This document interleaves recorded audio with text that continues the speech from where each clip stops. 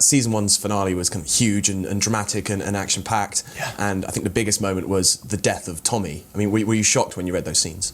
The issue is I'm really good friends with Colin, and he is such a great actor. I'd known him before the show, and I still haven't watched the actual finale. Obviously, I read the script, but it sucks when things like that happen to, your friends, and I thought I was going to have a buddy out in Vancouver, and but now he's moved on and he's booked a movie with, Elizabeth Banks, and he's doing Broadway in the Park, so he's doing a lot of stuff. But it was devastating. It was a really rocky few days because he had known, but he didn't want to tell anyone. So a lot of people found out just before we went in for the table read. So it was difficult.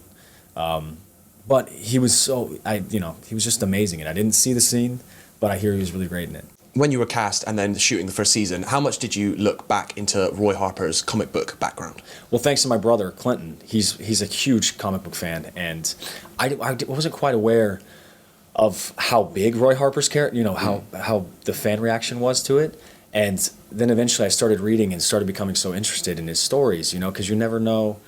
There's so many interpretations of Roy Harper, you don't know if he's going to be losing an arm or be a junkie or going to be Speedy or Red Arrow. So it was just fascinating, and now I've done my research, and my brother wasn't as excited me doing the other shows until now. Now he feels like since he gives me intel on the comic books, he feels like he's a secret writer. So yeah, so thank you, Clinton. Appreciate it. We don't know a lot about Roy's TV background, so I mean, are you hoping we'll learn more about his family and his past in season 2? You're definitely going to. I think it's going to pick up right away because there's a time lapse. So, what they're going to do is Roy. Roy, he's lived a really hard life, and he's obviously had a fascination with the hood. So after the time lapse, Roy's going to come back thinking that he's a badass and thinking that he can really do all these things. But I think you're going to realize that Roy's going to have to understand that he's going to have to get knocked down a few pegs, because he's going to have to go through the struggles that Oliver's had to go through, with 5 years on the island. But so I think you're going to see Roy Harper.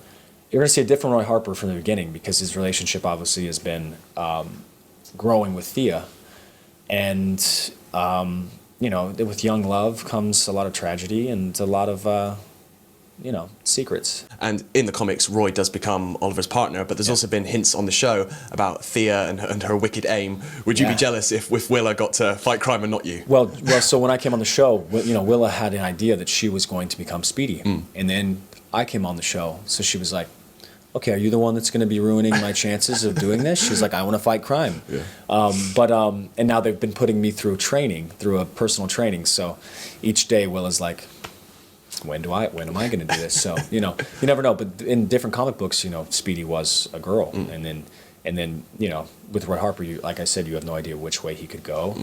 But I can say that I don't think they would be putting me through training for nothing. So. And Roy seems very fond of his red hoodie. He's always wearing his red hoodie. Yep. I mean, do you think he just never changes, or has he got multiple hoodies in the same color? I think he's got at least 2 or 3. I think hopefully Thea washes it for him, because I don't think Roy would be. But you never know with Roy, because Roy's hair is always perfect. So, I think Roy keeps up with himself, even though he's almost homeless from the ghetto. He enjoys hair gel. He never has hood hair. Yeah, never has hood hair ever, right? It's surprising. It's surprising. He's very, I don't know, but which is funny, because I didn't realize in the comic book he has the exact same haircut. So I think that's part of the reason why they gave me the role, is because I look like the comic book character. But so I think he has a few different changes. I think he wore a black hoodie once, which could be also hinting towards something else coming up.